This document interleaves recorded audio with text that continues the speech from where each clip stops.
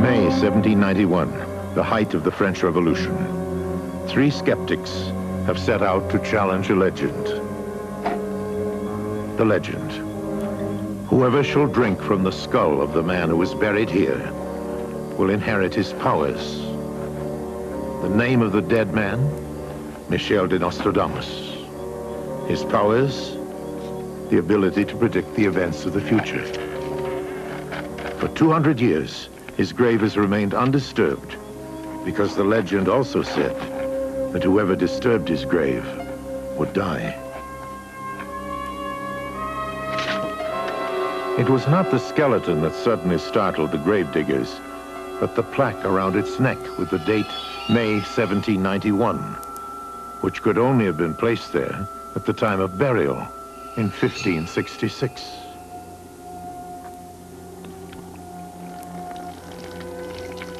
Nostradamus had predicted 200 years before the exact date when his body would be dug up.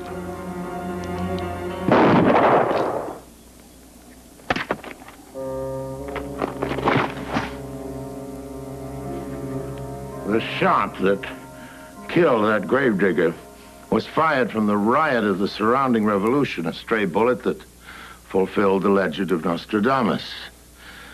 Was it a coincidence or prophecy? We're going to look at this man, this Michel de Nostradamus.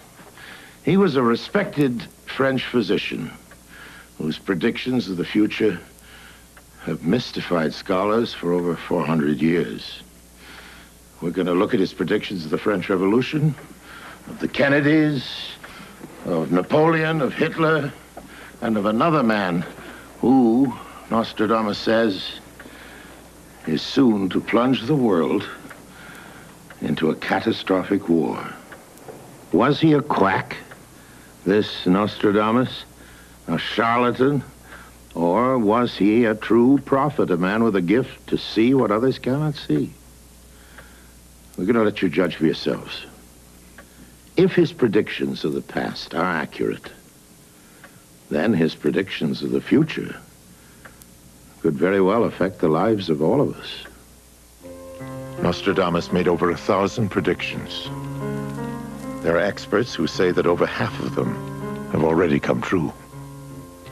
The most startling of them deals with the coming of 3 antichrists.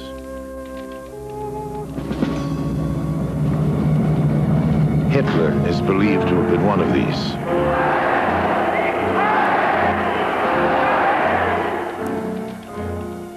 Another is thought to have been Napoleon. The 3rd Antichrist is still to come. Nostradamus predicts he will be here within the next 20 years. A villainous warlord who will start the 3rd World War. But can Nostradamus or any man see the future? In Nostradamus' day, it was believed that only witches and warlocks, or those who served the devil, could see through time.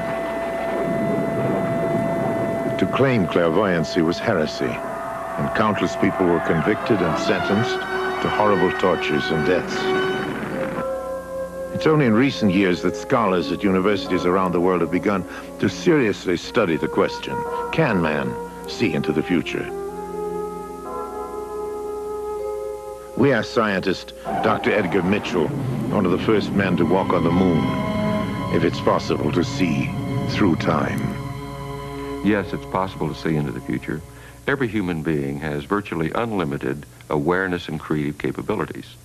Some individuals just have it in greater measure than others.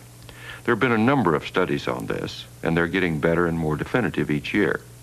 The future is nothing but a series of probabilities made up of the decisions that we make right now that lead to certain events into the future.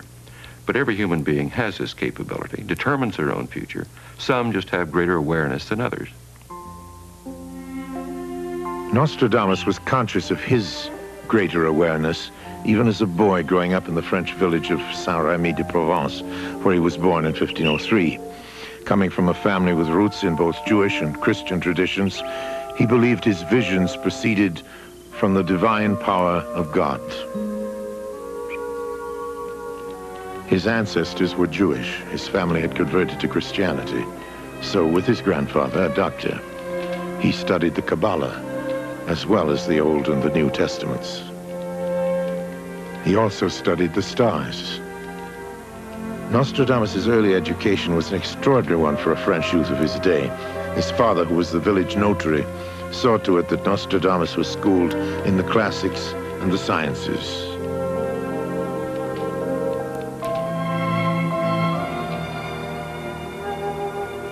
From his mother, Nostradamus derived his love of God and his passionate faith. He learned to respect the gift of prophecy as the power of God to make all time, past, present, and future, become one time. One of Nostradamus' earliest recorded visions was of a religious nature. While still a youth, he saw a young Franciscan friar approach the well. He was compelled to go to the friar and pay him homage.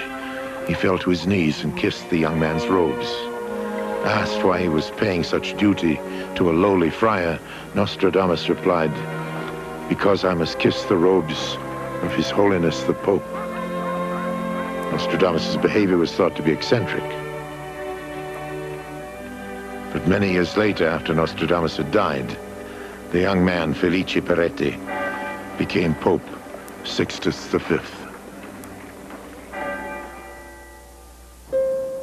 But Nostradamus was not yet ready to pursue a life as a prophet. Instead, he attended the university, where he was trained to be a physician. While he was still a student, a plague, the dreaded curse of the 16th century, spread across Europe. Medical science had no cure for the disease, and so thousands died.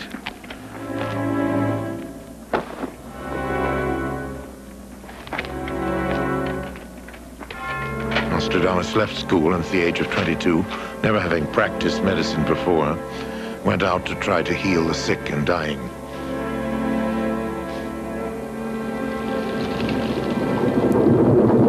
Nostradamus' patients recovered. What cure he used is not recorded. What is recorded is that his fame as a healer spread. From near and far, towns afflicted with the plague sent for him. His achievements were legendary.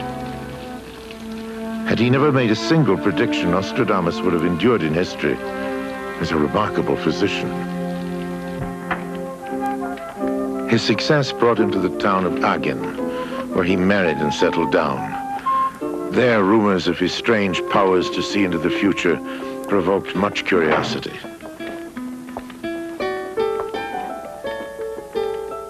On one occasion, he was invited to a banquet where his host attempted to trick him. He told Nostradamus they would be eating pig that evening. He said he had a black pig and a white pig, and he invited Nostradamus to predict which of the two they would be eating. Nostradamus said, "The black one." The host then instructed the cook to prepare the white pig.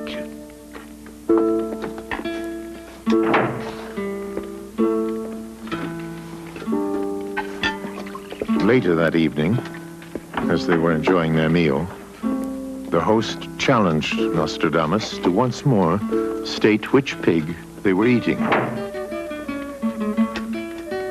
Nostradamus replied, as he had before, "The black one." Triumphantly, the host then called for the cook to ask him to declare which of the two they were eating. The cook said that while he was preparing the white pig, it fell from the table. It was devoured by dogs, so he was forced to serve the black one.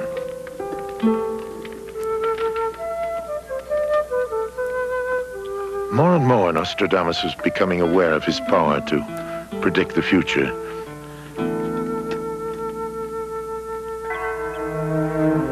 But it wasn't until a personal tragedy struck that he took account of that power and changed his life accordingly. When the next wave of the devastating plague took the lives of his wife and 2 children in 1533, he fell into a deep despair. He retired to a life of seclusion and became a quiet, introverted man.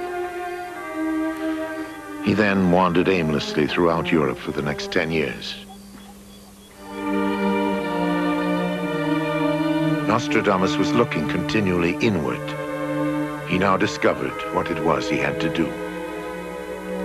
He returned to Salon, in the south of France, where he began to record his visions.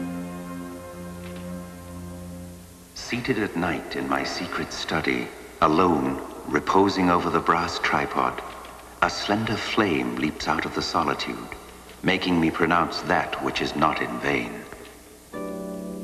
He chose to write down his predictions in a four-lined rhyming verse known as the quatrain. He wrote in his native French, but to protect himself from the superstitious witch hunters of the day, he confused the verse with Latin and Greek, and even anagrams. He wrote 1,000 quatrains, dividing them into 10 groups of 100 each, called centuries. The first edition of his quatrains was published before his death in 1566. They continue to be published to this day. His visions, Nostradamus wrote, were received by a subtle spirit of fire, by a voice coming from limbo. And these voices and visions were often fragmented, and they were about things and events that Nostradamus himself couldn't understand. But still, he set them down in verse, in the quatrains. And obscure as these quatrains are to many of us, they were very clear to others. One quatrain, for example, the 35th of the first century, was quickly seized upon as suggesting that the reigning king of France, Henry II, would die in a jousting tournament. Nostradamus was quickly summoned before the king to explain the quatrain. The king said it was ridiculous. You would never participate in such a tournament. Nostradamus could only reply that he wrote what he saw. The young lion will overcome the old one on the battlefield in single combat.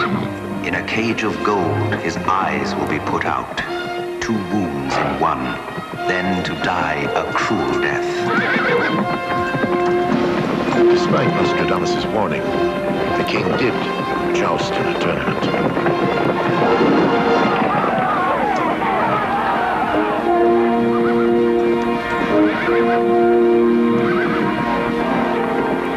His opponent was the Count Gabriel de Montgomery. The young lion will overcome the old one.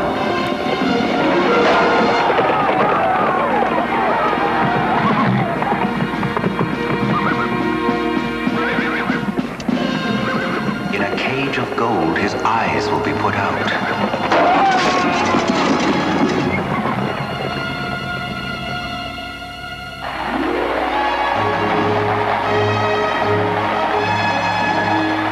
Nostradamus wrote many quatrains about the events in his homeland. He is said to have predicted the French Revolution of 1789, 234 years before it happened. The Republic of the great city, with great harshness, shall not permit exit to the king. Being called by trumpets, the ladder shall be put to the wall, and the city shall repent. It is estimated that Nostradamus wrote about 30 quatrains dealing with this epical moment in French history. Despite the king, the coin will be brought lower. The people shall rise against their king. Peace being made, holy laws made worse. Paris was never in such great disorder. Nostradamus wrote about places he could never have guessed at, places that in his time didn't even exist. The husband, alone afflicted, will be mitred.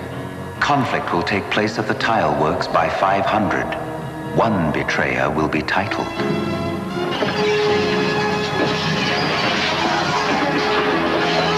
On the night of June 20th, 1791, a mob calling itself the Marseillaise 500 attacked Louis XVI's palace, built long after Nostradamus' death.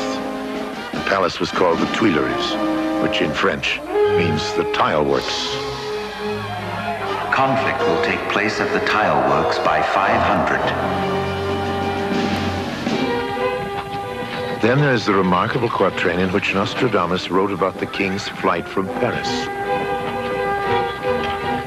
By night he will come to the forest of Rayen, a devious route, the White Queen of Stone and the Grey King to Varennes.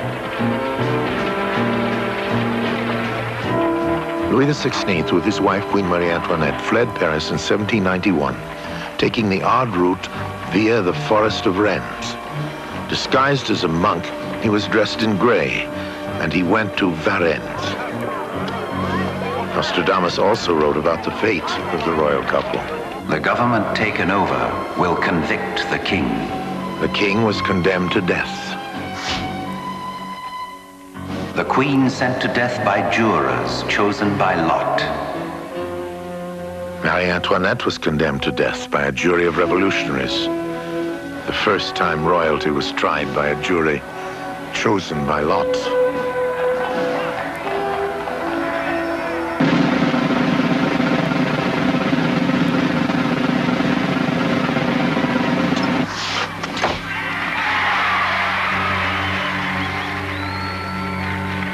And the prostitute shares the fate of the consort.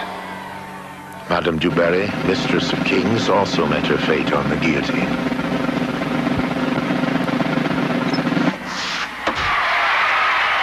Nostradamus' visions of the future of his homeland have been described as being uncanny. He is said to have heard the thundering footsteps of Napoleon's troops and to have seen the cost in human lives of Napoleon's adventures. In quatrain after quatrain, he's described the coming of 3 powerful and tyrannical leaders, men he called antichrists. He wrote that these men would lead their people through reigns of terror after first seducing them with promises of greatness. Napoleon is said to have been the first of the 3. An emperor will be born near Italy, one who will cost his empire quite a high price. They will say that even among his supporters, he will be found less prince than butcher.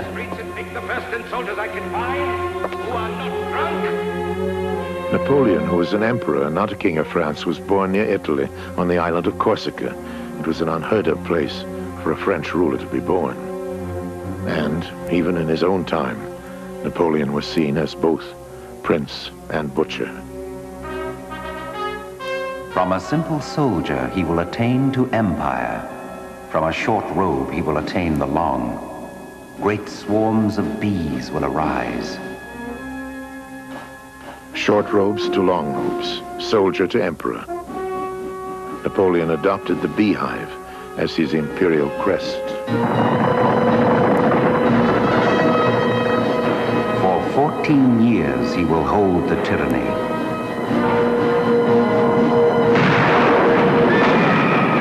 Napoleon's reign of war and terror, from the time he first seized power on November 9th, 1799, to his exile in Elba on April 13th, 1814, was 14 years and 5 months.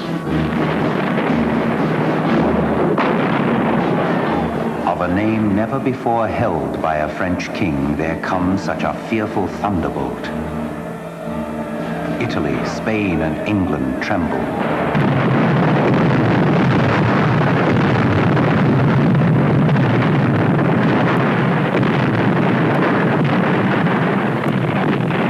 Of a name never before held by a French king. Napoleon Bonaparte is indeed a name never before or since held by a French king.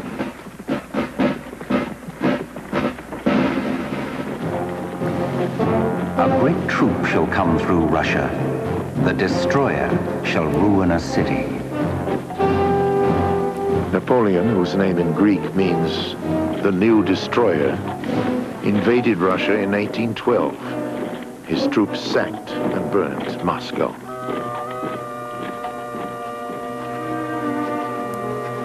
The rear guard will make defense. The exhausted ones will die in the White Territory. Here Nostradamus suggests that the Russian people would at last rise up and turn back the French invaders. He seems to have captured the image of Napoleon's retreat across the icy steppes of Russia 250 years before it happened.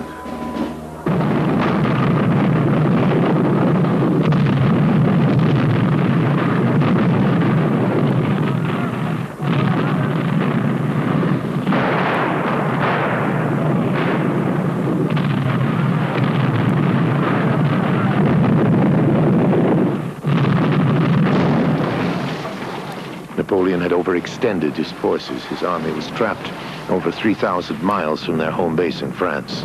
He was as much beaten by the Russian winter as he was by the Russian army.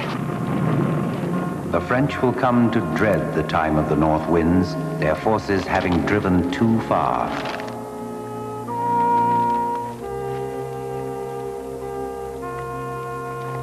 Students of the quatrains find Nostradamus' predictions about this first Antichrist, the man they are certain is Napoleon, to be his most extraordinary.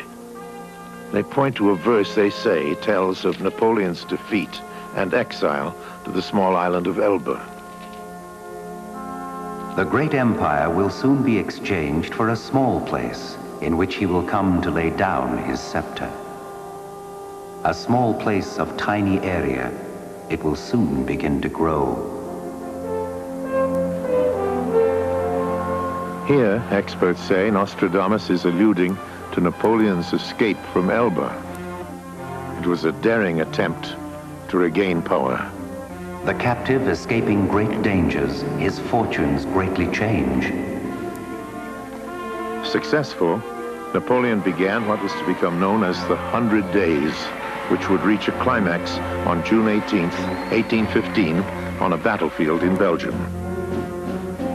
Waterloo, in the third month of Napoleon's second reign. In the third month at sunrise, the boar and the leopard meet on the battlefield.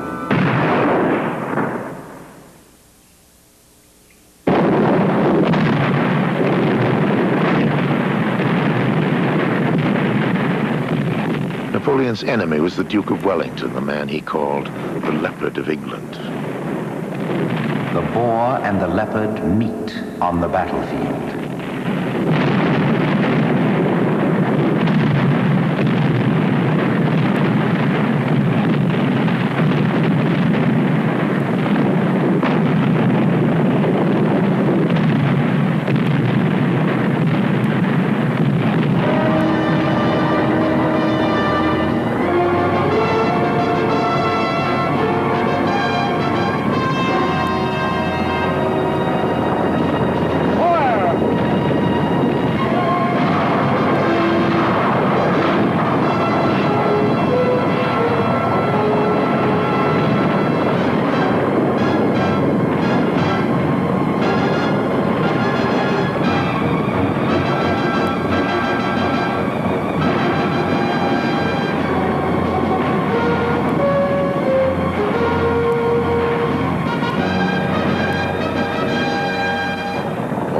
Sunrise to evening, Napoleon's troops assaulted the English.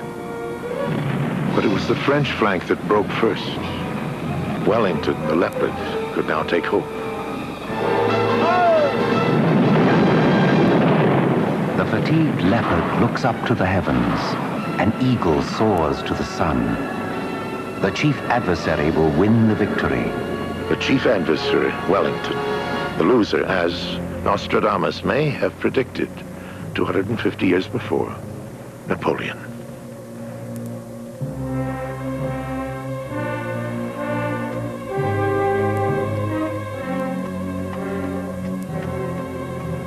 Neither bugles nor shouts will stop the soldiers. Liberty and peace achieved only through time and death.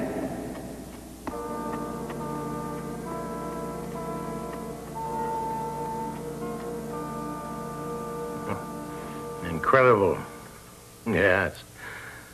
But there's more, much more. Visions of war, bloodshed, and death.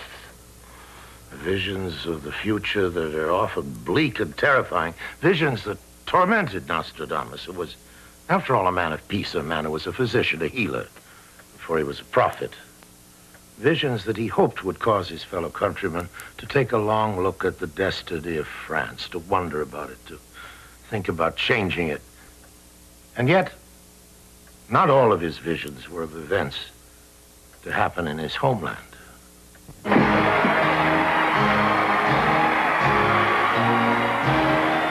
Nostradamus also wrote quatrains which referred to British royalty from Queen Elizabeth I to the reigning queen. But the most remarkable quatrains dealing with the royal family are the two that are said to deal with King Edward VIII, later known as the Duke of Windsor.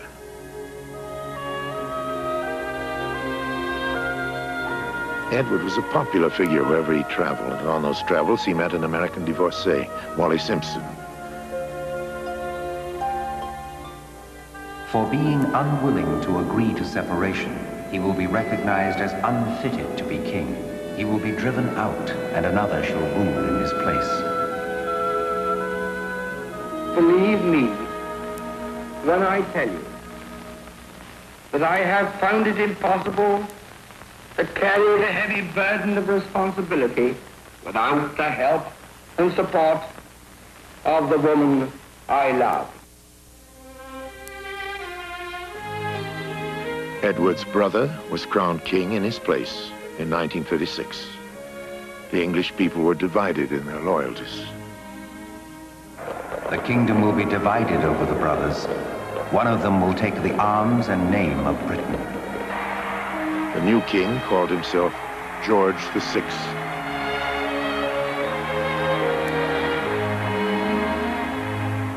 The other, night overtaking him, will flee for France. Immediately upon renouncing the throne and taking Wally Simpson as his wife, Edward went into exile in France. An English title will be tardily conferred on him. Edward was conferred the title Duke of Windsor.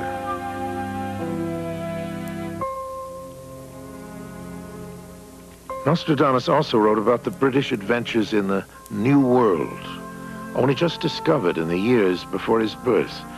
In several quatrains, he is said to have written about the British colonies striking out on their own in a war for independence. The West shall be free from the British Isles.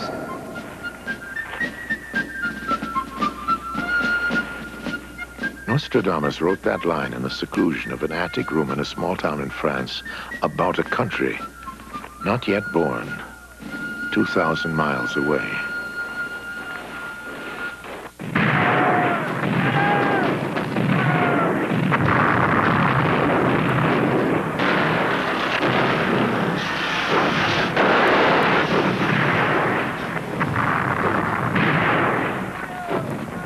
Now listen to quatrain 96, Century 4, written over 200 years before the American Revolution.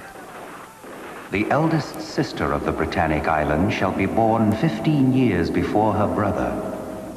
By what is promised her, and by help of truth, she shall succeed in the kingdom of balance. The eldest sister of the Britannic Island shall be born 15 years before her brother. This prediction, many experts say, not only suggests that America, the eldest sister, will achieve independence before France, her brother, but actually stipulates the gap of 15 years between the beginnings of the Republic in each country. America in 1776, France in 1791.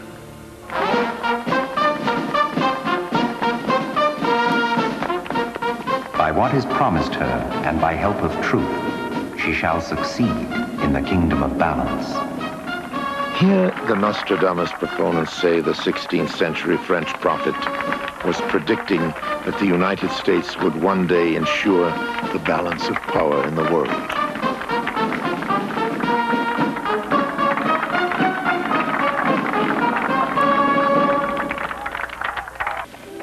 There are experts who say he wrote many quatrains about future events in American history. In one, he is said to have predicted the coming of a great lawgiver.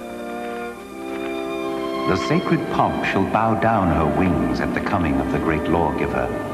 He shall raise up the humble and defeat the rebellious. no emulator of his shall be born. Abraham Lincoln did give to the new nation its most important new laws, those which freed the slaves. He raised up the humble and defeated the rebellious Confederate States. In another quatrain, Nostradamus may be alluding to Lincoln's assassination.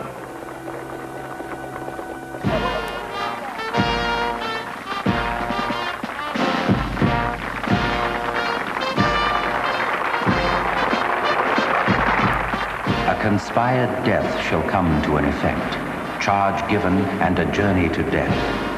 Elected, created, received by his own defeated. Blood of innocence before him by remorse.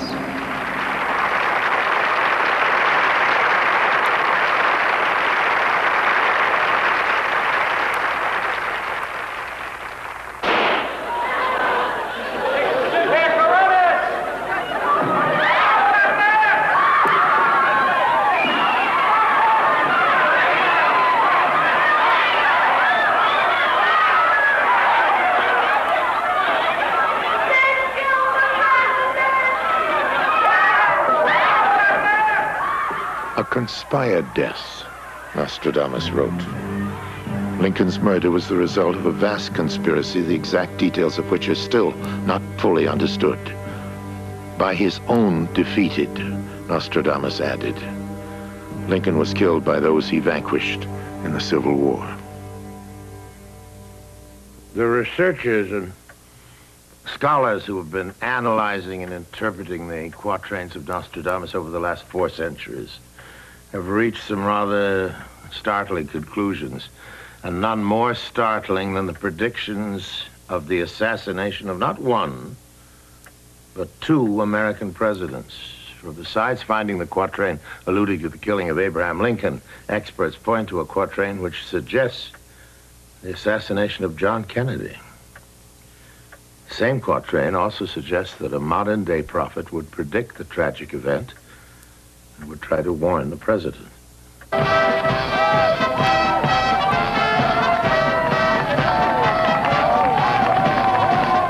great man falls by lightning in the day, an evil foretold by the postulant one. I, John Fitzgerald Kennedy, do solemnly swear that you will faithfully execute the office of President of the United States. that I will faithfully execute the office of President of the United States. January 20th, 1961. John Kennedy becomes the 35th President of the United States. Ask not what your country can do for you. Ask what you can do for your country.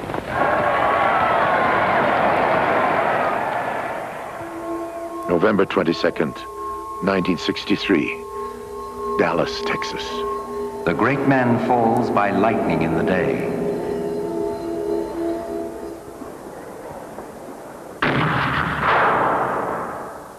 An evil foretold by the postulant one.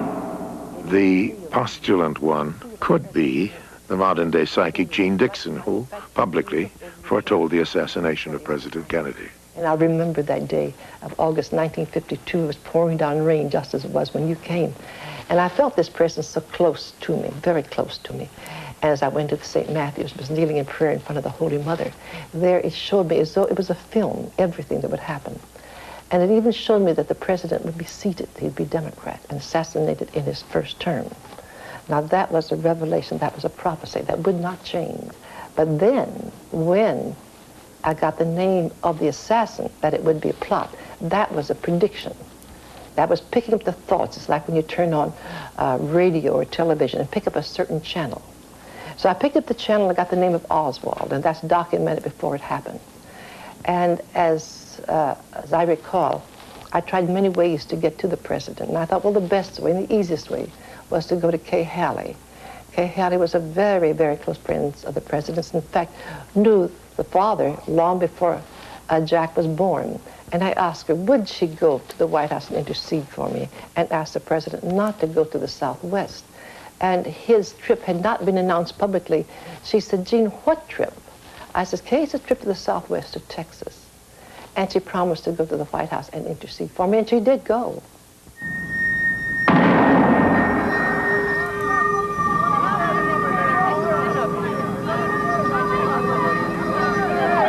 Some say that Nostradamus also wrote with incredible detail about the controversy that would follow. The ancient work will be accomplished from the roof. Evil ruin shall fall on the great man. Being dead, they will accuse an innocent of the deed. The guilty one hidden in the misty woods. Much controversy still surrounds the arrest of Lee Harvey Oswald as Kennedy's assassin. This is the basement floor of the Dallas City Hall, and that's a scuffle on the basement floor. It seems to concern photographers. He has been shot. Oswald has been shot. Lee Oswald. Oswald has been shot. Being dead, they will accuse an innocent of the deed. Oswald was reported to have shot Kennedy in the back from the 6th story of this building, but 2 bullets hit the president. One was clearly from behind. But some say that the second, the fatal shot, came from the front.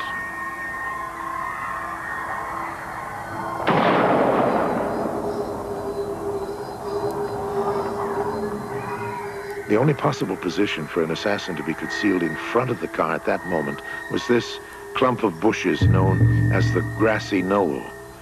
Some people believe that this film shows the outline of a man and a rifle concealed in the bushes. The guilty one hidden in the misty woods.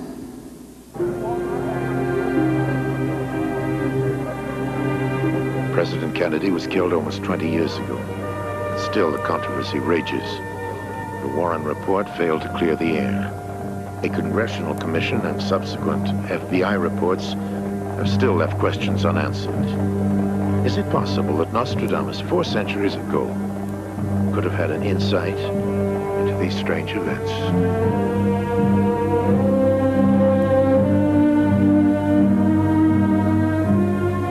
According to the forecast, another falls in the hours of the night. June 5th, 1968. My thanks to all of you, and now it's on to Chicago, and let's win there. Robert Kennedy has just won the California primary. Would Robert Kennedy win the election? Will he be our next president? My reply was no, that Senator Robert Kennedy will never be president of the United States unless he withdraws his candidacy and does not run again until 1976, because 1976 is his timing, that he's rushing it, and that he would be assassinated, and I said it would be right here in this room. I said he would be carried away in his own blood.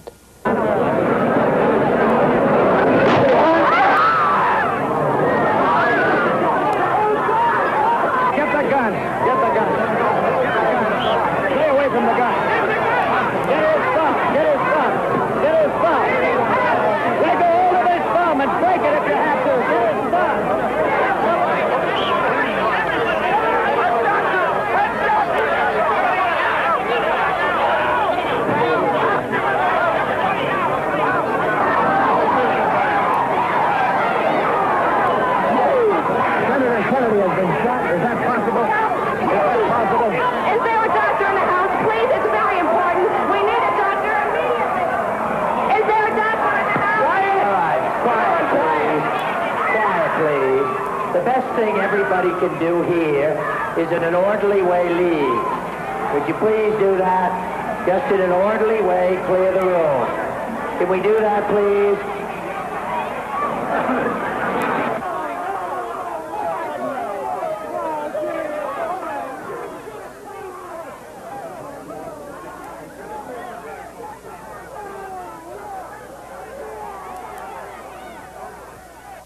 We saw wrong and tried to right it. Saw suffering and tried to heal it. Saw war and tried to stop it. Those of us who loved him and who take him to his rest today pray that what he was to us, and what he wished for others, will someday come to pass for all the world. There's still another Kennedy. Has Nostradamus written about him? About Senator Edward Kennedy? Some students of the quatrains believe that he has, by a series of predictions about a family of distinguished brothers. The youngest son shall be slandered by a detractor. When enormous and martial deeds shall be done, the least part shall be doubtful to the eldest. Soon after, they shall be equal in government. Here, Nostradamus is said to be referring to John Kennedy as the eldest son and Edward as the youngest. The youngest son shall be slandered by a detractor. Although cleared of all charges in the death of Mary Jo Kopechne in July 1969, Senator Ted Kennedy continues to be slandered by his detractors. According to a statement given to the police by Kennedy, he was heading for a ferry to the mainland with Mary Jo Kopechne, a former secretary to the late Robert Kennedy, and she was a passenger.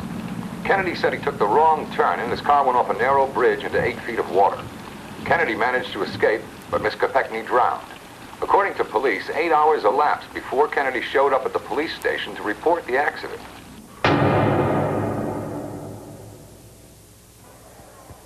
Soon after, they shall be equal in government. This last line of the quatrain could suggest that 1984 may be Ted Kennedy's year. It's no longer considered prophetic to say that Ted Kennedy may become president of the United States, but consider, as many do, that Nostradamus may have predicted it 400 years ago.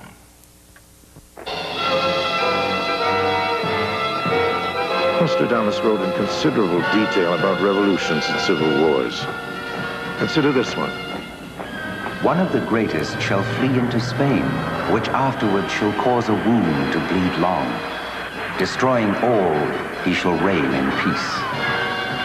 The spiritual wounds inflicted in the Spanish Civil War in the 1930s did bleed long, festering even after the end of the Second World War.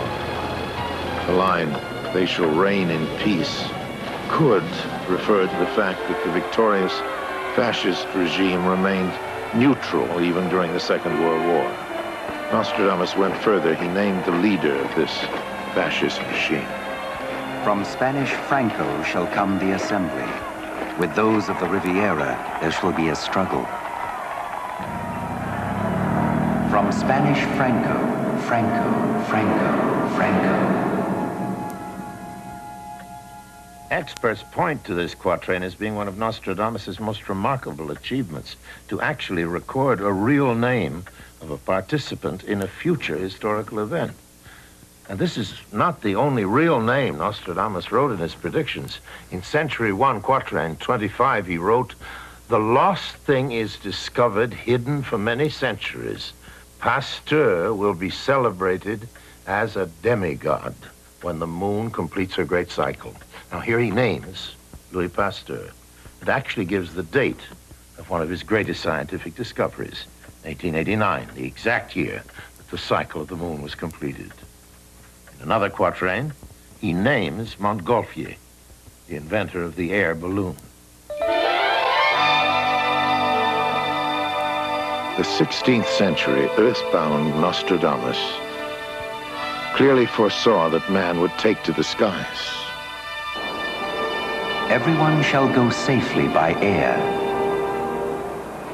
He predicted the coming of the space age.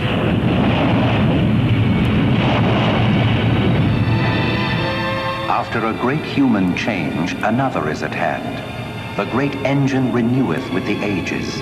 In the heaven shall be seen a running fire with long sparks. They will be propelled in contraptions of flying fire, he wrote, and they will go to the moon. He will come to take himself to the corner of Luna, where he will be taken and placed on a strange land.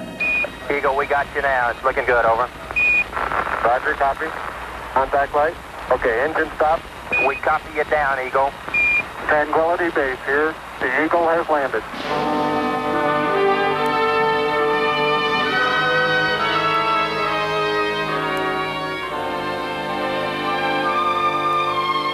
He saw man exploring the universe above him in the great space of the heavens.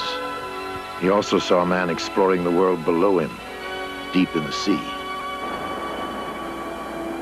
He shall go out in an iron fish.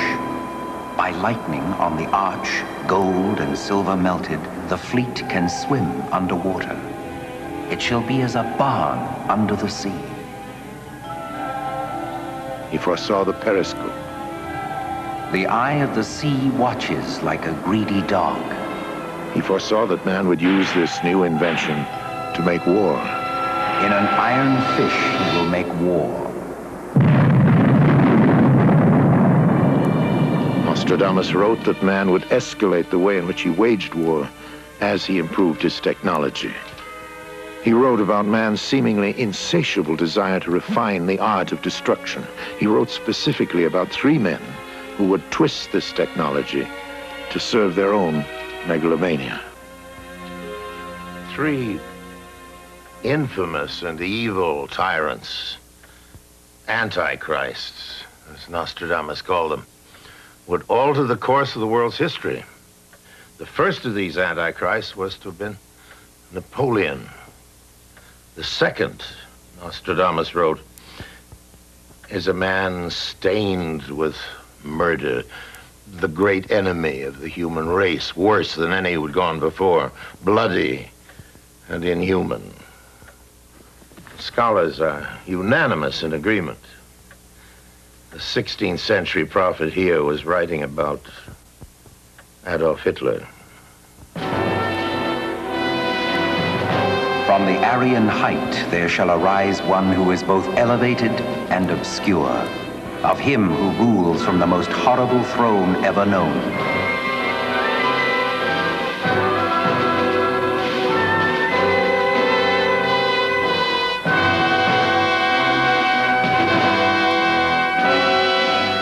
Out of the deepest part of the west of Europe, from poor people, a young child shall be born, who with his tongue shall seduce many people.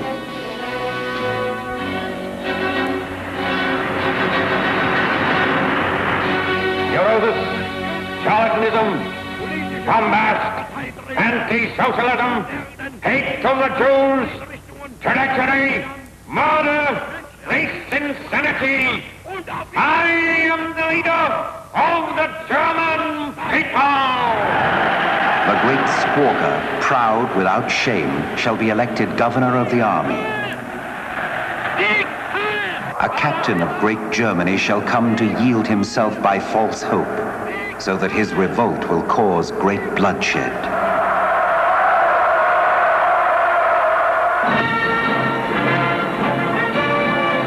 They shall subjugate the borders of the Danube.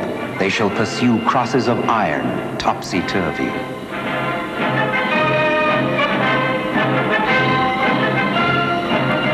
Under the feigned shadow of freeing people from slavery, he shall usurp the people and city for himself.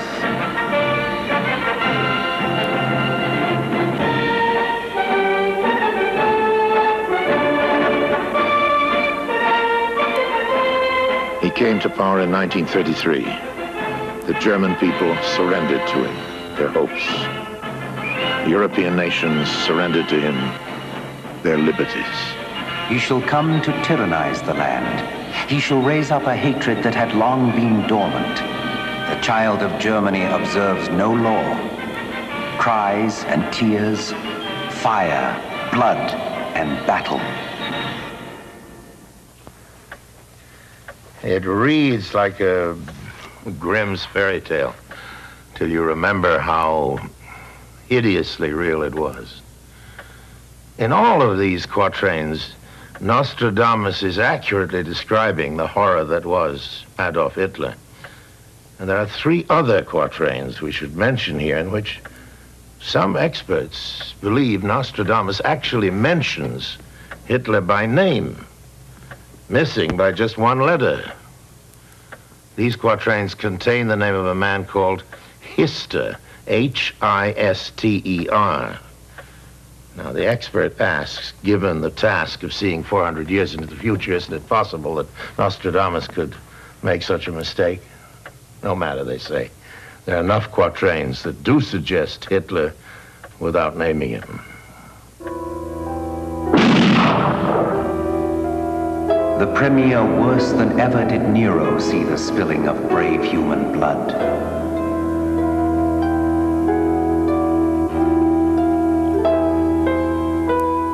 He shall cause the furnace to be rebuilt. Brothers and sisters shall be slaves in various places. They shall go in heaviness, witness their chin, forehead, and nose.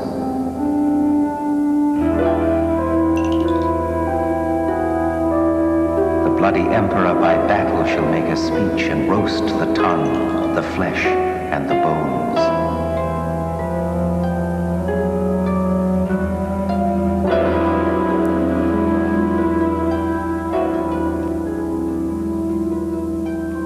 It's claimed that Nostradamus attributes the rise of Hitler to the failure of the League of Nations, which met at Geneva.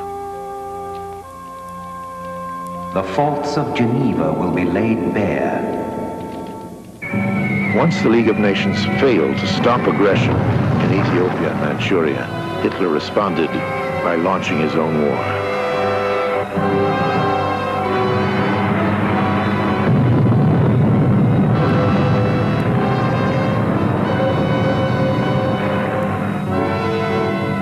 The Nazi blitzkrieg rolled against its European neighbors.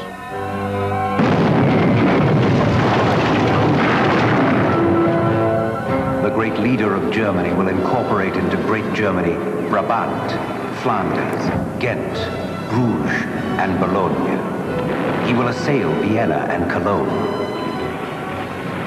Tours, Orléans, Blois, Angers, Rheims, cities vexed by sudden change. Land and sea shall tremble. The Germans and their neighbors will be in a war for the control of regions of the clouds. Hitler took his war into the skies in the Battle of Britain.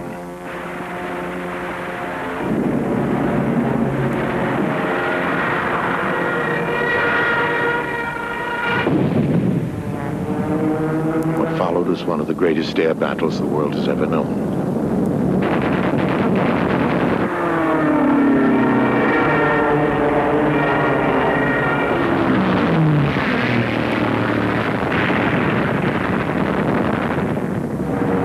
Hitler committed his entire arsenal to breaking England's will. The British people fought back with startling courage.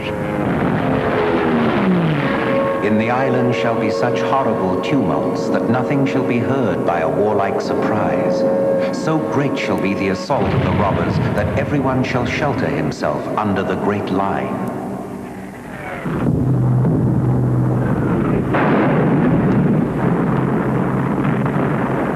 There's a remarkable verse in which he implies that the whole population of London will take refuge in the Great Line under the city, which of course is a very good description of the London Underground.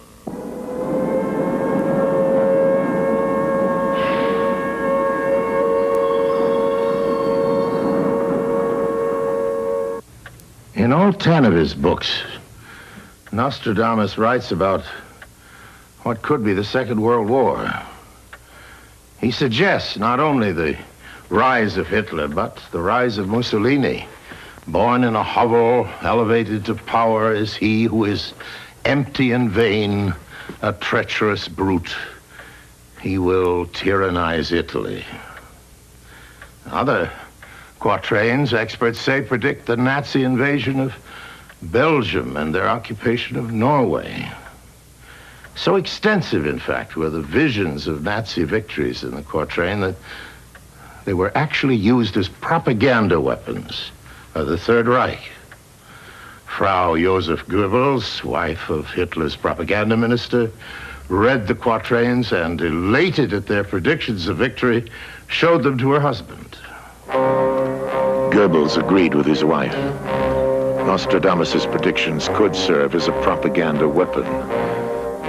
With clever selection and manipulation, they could be used to help break the French resistance. He ordered Nazi planes to bombard France with leaflets bearing Nostradamus' predictions of Nazi victories. France did fall. The Nazis marched into Paris on June 14th, 1940. The French nation, they will believe in rash things. They will be in great grief.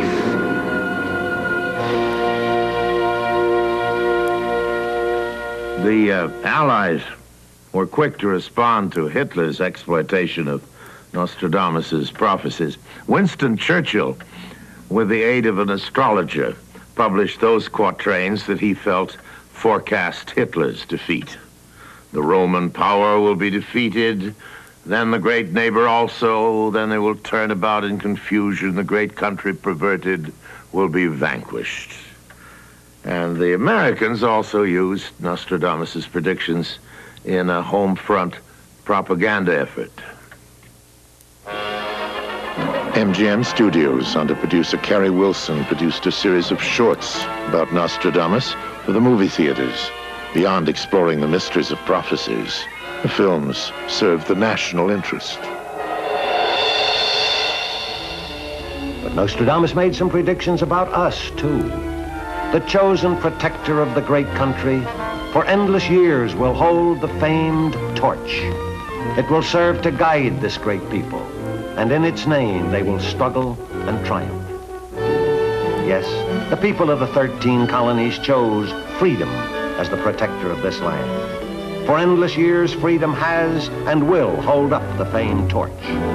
In freedom's name we have struggled, we shall continue to struggle, and shall finally triumph, not without the sacrifice and not without the pain that must forever make mankind free. Nostradamus wrote those words almost 400 years ago. Nostradamus scholars say the war ended as the French prophet had predicted, with the defeat of Germany and with the invention of a new weapon.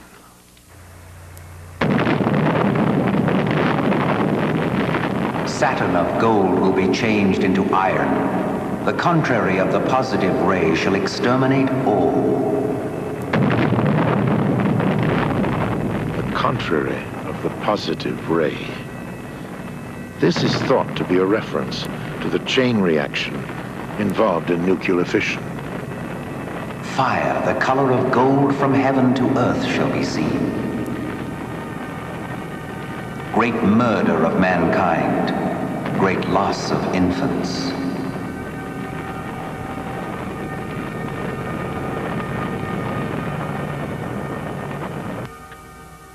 All this has been about the past.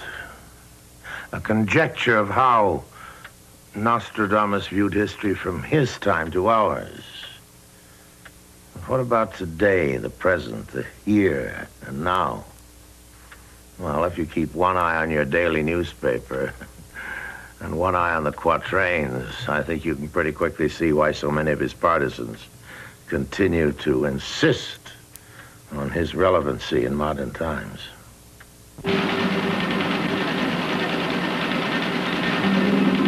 Even more remarkable is how Nostradamus may have foreseen the events in Iran, the ancient name of which was Persia.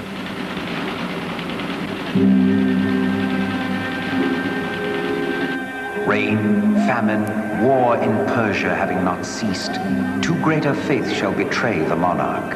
Being ended there, it shall commence in France.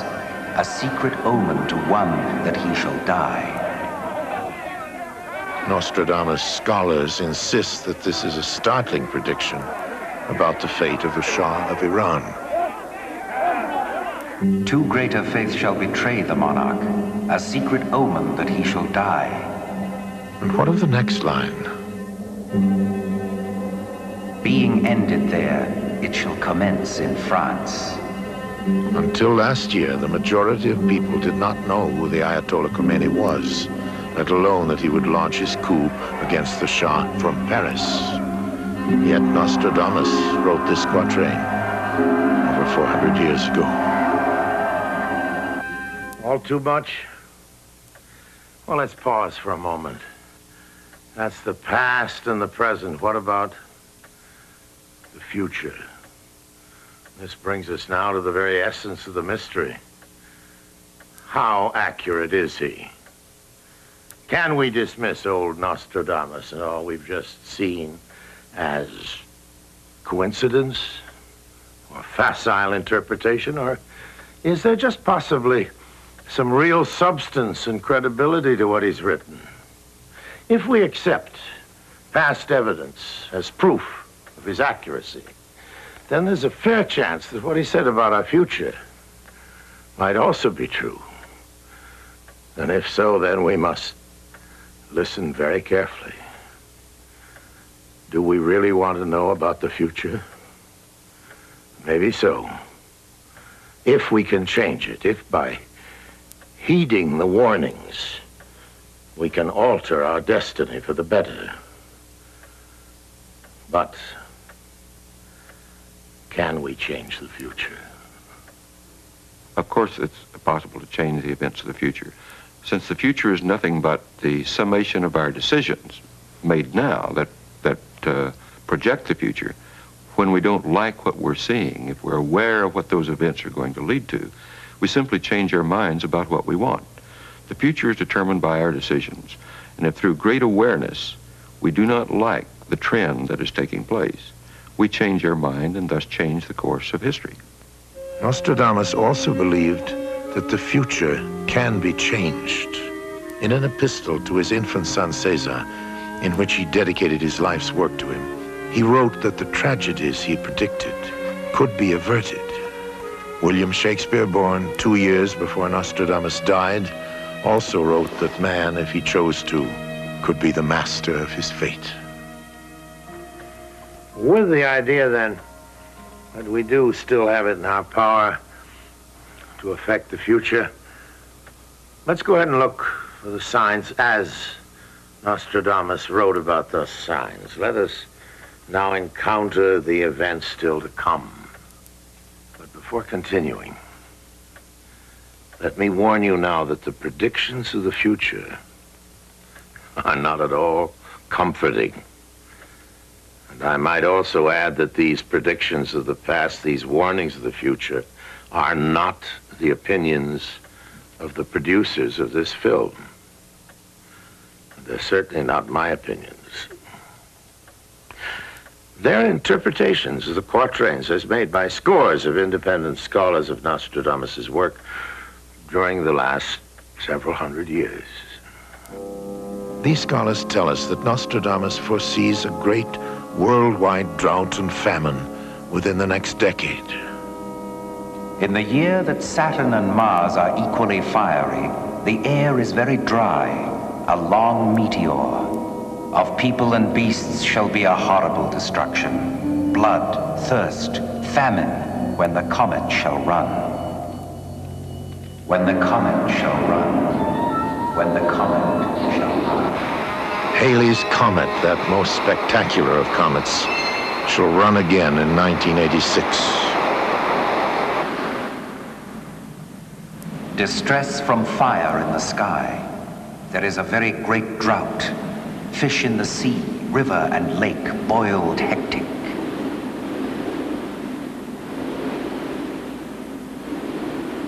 The great famine do I see drawing near, turning from one way to another and becoming universal.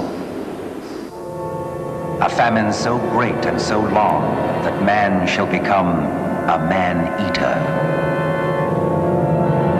Nostradamus also predicts great natural disasters like earthquakes. His proponents say that he actually gives the month and year of a cataclysmic quake. He predicts it will begin after a series of volcanic eruptions, not unlike those currently exploding in the American Northwest.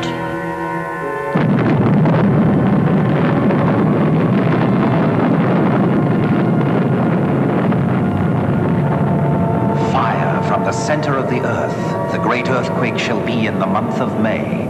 Saturn, Capricorn, Jupiter, Mercury in Taurus, Venus in Cancer, Mars in Zero. So, Nostradamus has given us the month, May, of a great earthquake. And more, he has given us the year. Now, astrologists tell us the conjunction of Saturn, Capricorn, Jupiter, and Mercury will occur again in 1988. May 1988. But where does Nostradamus say this great earthquake will strike? Fire from the center of the earth shall make an earthquake in the new city. According to many scholars, whenever Nostradamus wrote about new cities, he was referring to cities in the New World of America. Here he could have been referring to the new cities of San Francisco and Los Angeles, both of which sit on an earthquake fault line. The San Andreas Fault comes up from the Mexican border and goes up past San Francisco, very close to San Francisco, and on up to the north. The crust of the earth is broken up into plates, which are moving with respect to each other. Normally, it doesn't occur smoothly. Strain builds up like the energy you store in a rubber band when you stretch it, until the rubber band breaks, and the plates, or the rocks along the edge, snap back into line, and the vibrations that are caused by that sudden motion radiate out and are felt and recorded as an earthquake. There was one of about magnitude 8 in 1906 that destroyed San Francisco.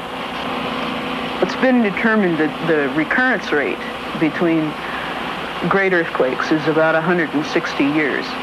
The last one was in 1857, that was 122 years ago. So we're getting up into the time period when we have to think about such an occurrence. Fire from the center of the earth shall make an earthquake in the new city.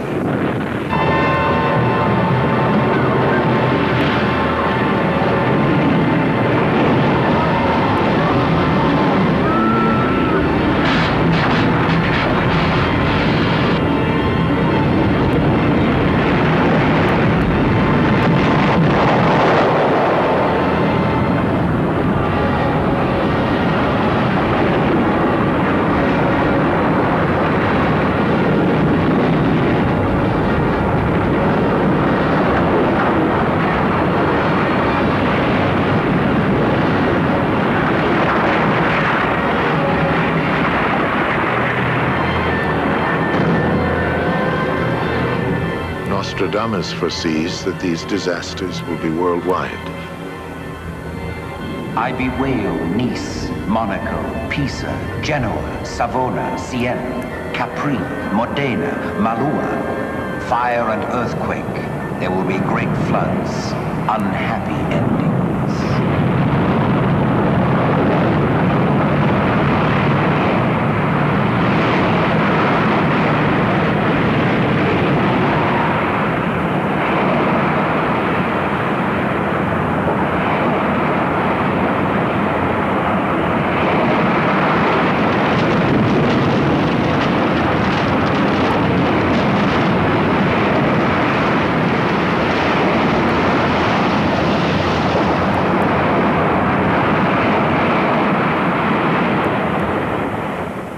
The deluge will be so great and sudden, there will be no spot of earth for a firm foothold.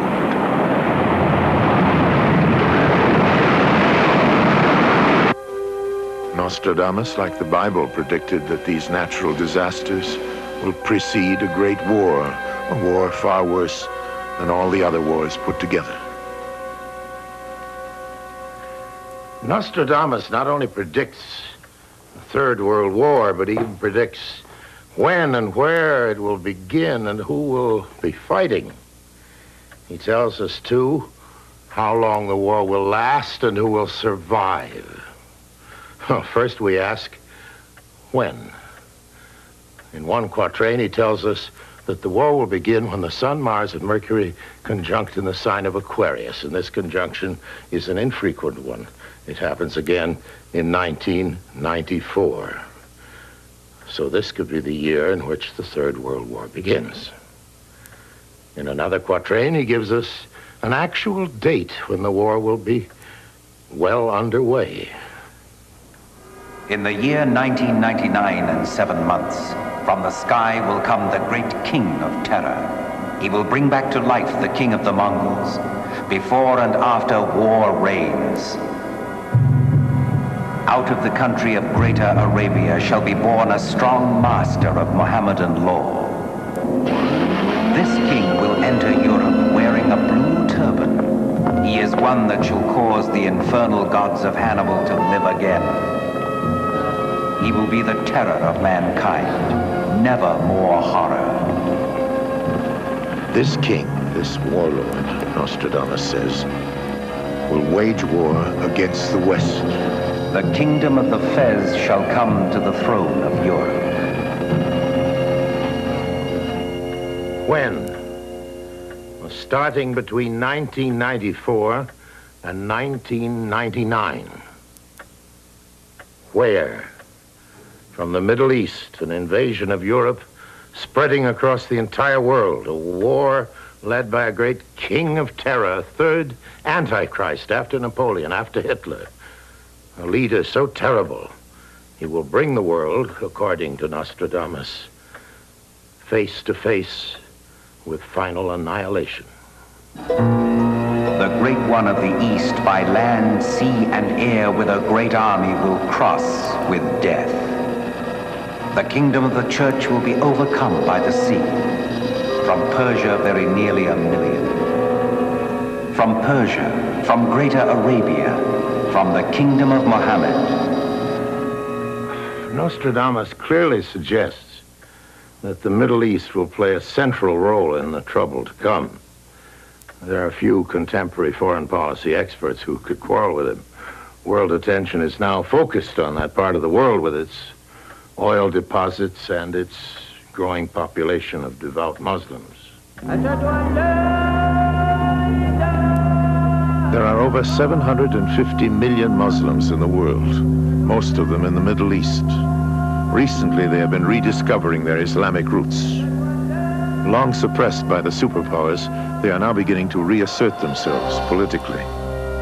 They can do this because they have the oil that the West needs. They can become, experts agree, a threat to world peace. But are they capable of waging a nuclear war against the West within the next 20 years? Nostradamus would seem to say yes, through an alliance with Russia. The Moorish law will be seen to fall, followed by another that is more pleasing. Borysthenes will be the first to give way. Nostradamus experts agree that here the French seer is suggesting that Islam will spread through Russia, starting in the south, near the river Borysthenes. They foresee Soviet nuclear capacity combining with Islamic manpower to wage war by 1999. The sky will burn at 45 degrees. Fire approaches the great new city. Nostradamus names the first nuclear target, a great new city near 45 degrees latitude. Experts agree that that could only mean New York.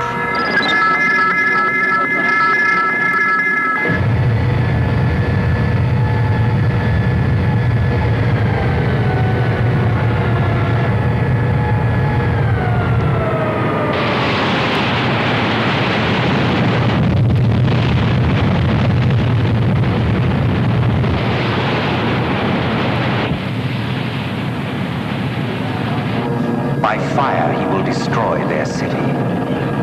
An inhuman, cruel heart, cold, blood will pour, mercy to none.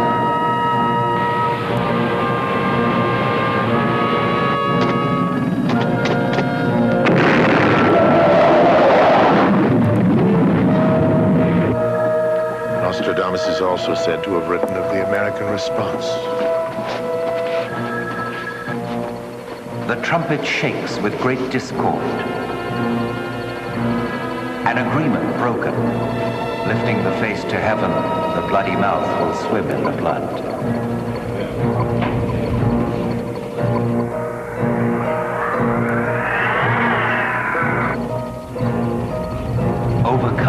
of the great nation is uncertain. Shortly before the sun, a battle is engaged.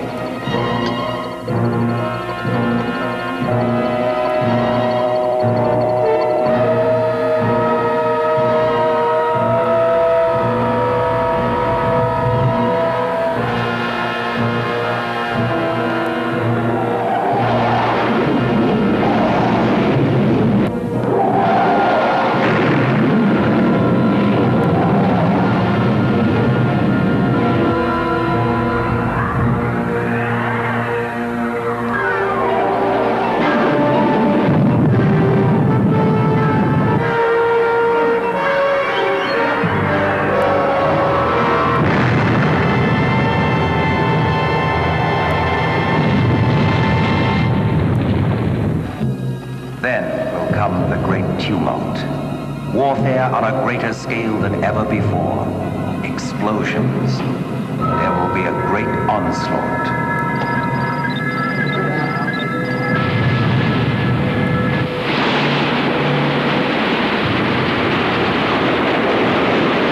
There will be terror, terror, terror.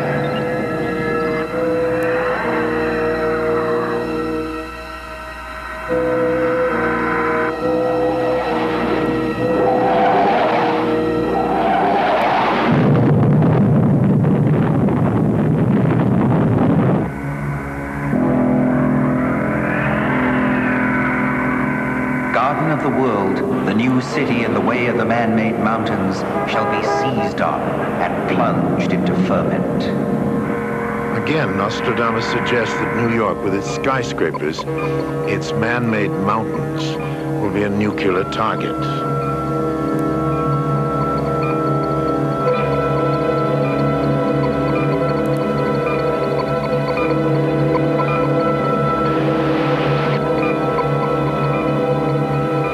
Nothing, the prophet says, will keep the city from dying.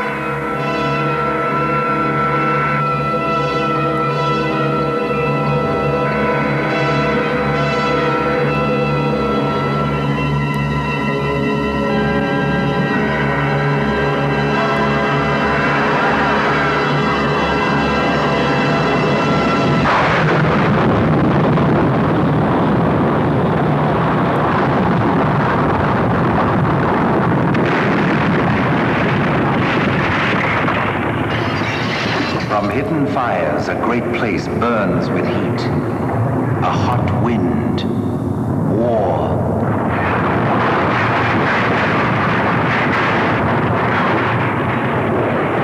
The great city will soon be quite deserted. Not a single one of the inhabitants will remain.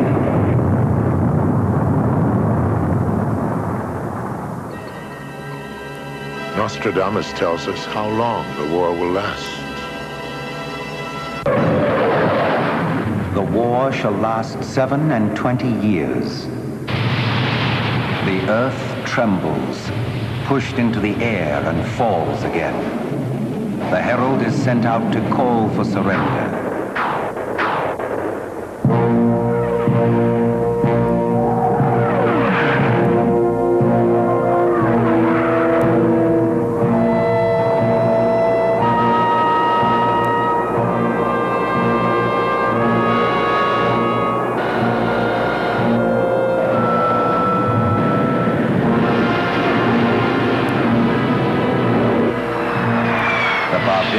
Shall be driven back, and all the kingdoms of Christianity and all the unbelievers shall quake for the space of years.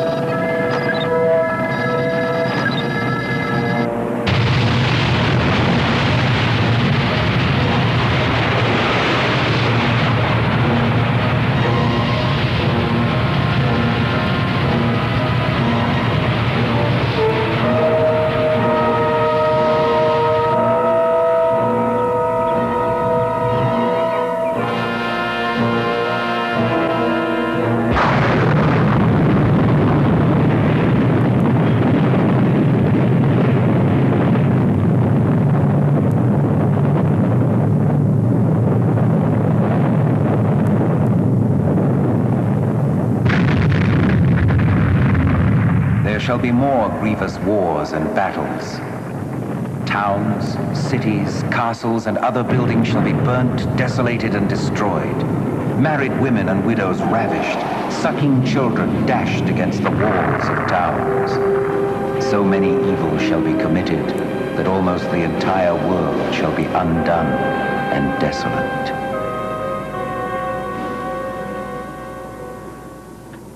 Antichrist. 3 times will he be annihilated. 27 years will blood be shed in war. Century 8, quatrain 77. Nostradamus tells us that the war will end 27 years after it begins with the death and the defeat of the Antichrist, and it shall end due to an unexpected alliance. When those of the Arctic pole shall be united together, there shall be in the East great fear and trembling. Those of the Arctic pole could mean the Soviet Union, the United States. As we see here, at the Bering Straits, the 2 countries are at their closest point in the Arctic Circle. One day, Nostradamus wrote, the 2 great masters will be friends. Their great powers will be increased. The Eastern ruler will be vanquished.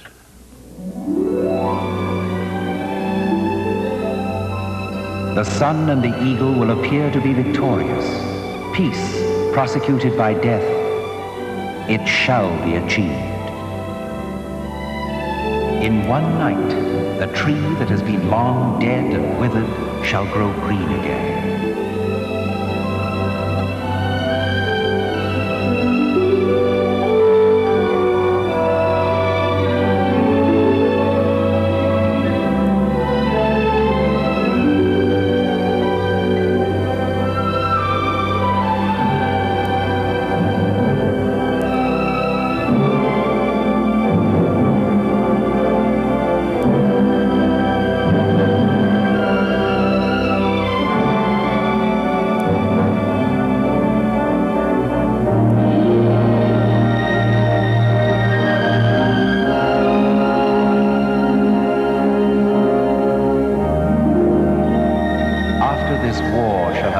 A good while, there shall be a renewed reign of Saturn and a golden age. Here shall begin an age of universal peace, a peace of 1,000 years.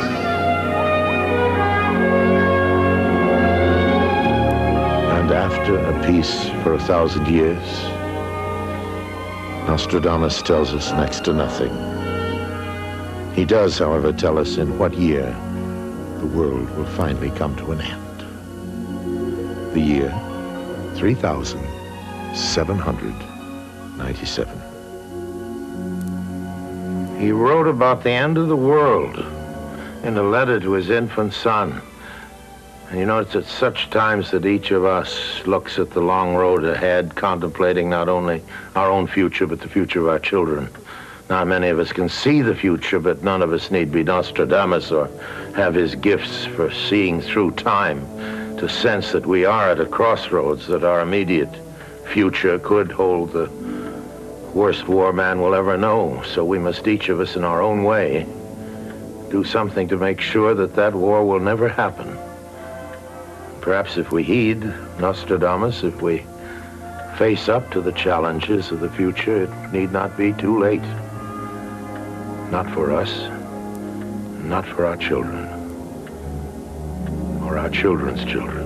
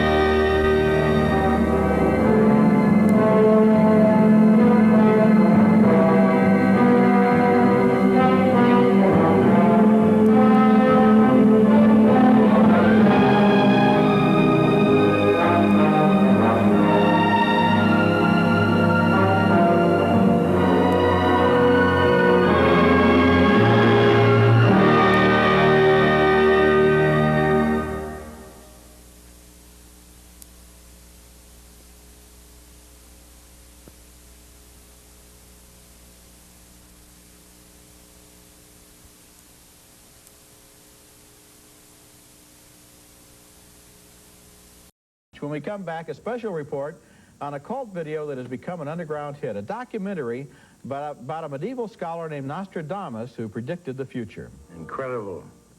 Yes. But there's more, much more. Long ago, and I had lunch with a friend who told me that she was planning on spending the month of May visiting her relatives in the East. Why is that? Well, because of a video cassette she had rented, which predicted that a massive earthquake would strike California in May of 1988. Well, I nodded, and I wished her good luck, and I told her I certainly wasn't planning on visiting California during May, and then I forgot about our conversation until the next day when I was visiting a video store, and the clerk asked me if I knew about the video that predicted this big earthquake. He said it was one of the top renting titles at his store, where they were actually charging a premium price of $6 a night to rent this film.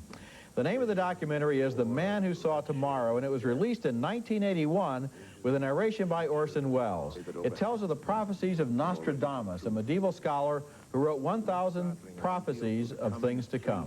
This documentary borrows film from everywhere to illustrate the prophecies. We see Napoleon and old historical epics, newsreels of Hitler, who Nostradamus predicted would be one of the 3 antichrists, and old newsreels of President Kennedy, whose assassination Nostradamus allegedly predicted. Ask not what your country can do for you. Ask what you can do for your country. But Nostradamus was not always right, as this 1981 film reveals when it makes one prediction that didn't come true. Soon after, they shall be equal in government. This last line of the quatrain could suggest that 1984 may be Ted Kennedy's year. Well, it didn't turn out that way for Senator Kennedy. But this movie, you have to hand it to it, it's not afraid to go out on some very specific limbs. And Orson Welles certainly doesn't beat around the bush here at the movie's key prediction. So, Nostradamus has given us the month, May, of a great earthquake. And more, he has given us the year. Now, astrologists tell us the conjunction of Saturn, Capricorn, Jupiter, and Mercury will occur again in 1988. May 1988. The Man Who Saw Tomorrow is not a great film. It's a competent but certainly not inspired job of compiling old film footage and then matching it up to this Wells narration of the Nostradamus predictions.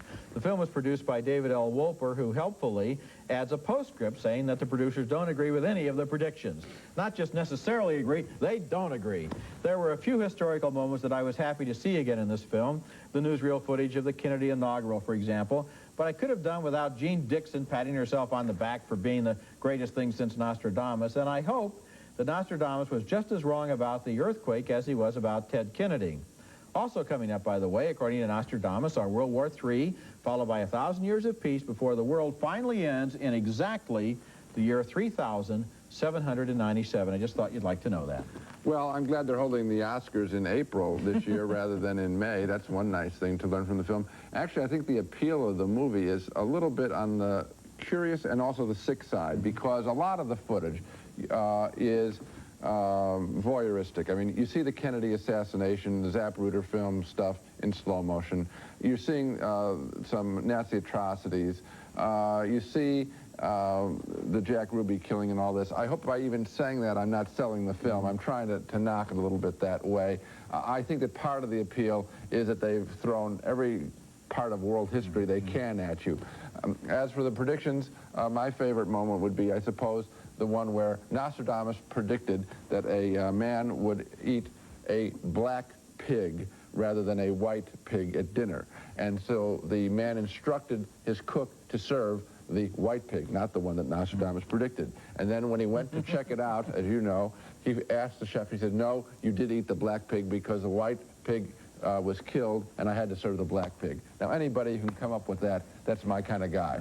It's also a very boring film. White pig was killed and fell on the floor and was eaten by dogs. That yes. Oh, I forgot that detail. Specific detail, yes. The thing is, the whole movie is an anthology of footage from everywhere. I know. You get real shots of the San Francisco earthquake, followed by crummy science fiction special effects shots of other earthquakes, followed by things that aren't even earthquakes at all, but all the time with this Orson Welles' narration. So it's amazing that the film is such a hit, but I guess it is. Well, I think anybody predicting something like End of the World, you know, always gets a lot of attention.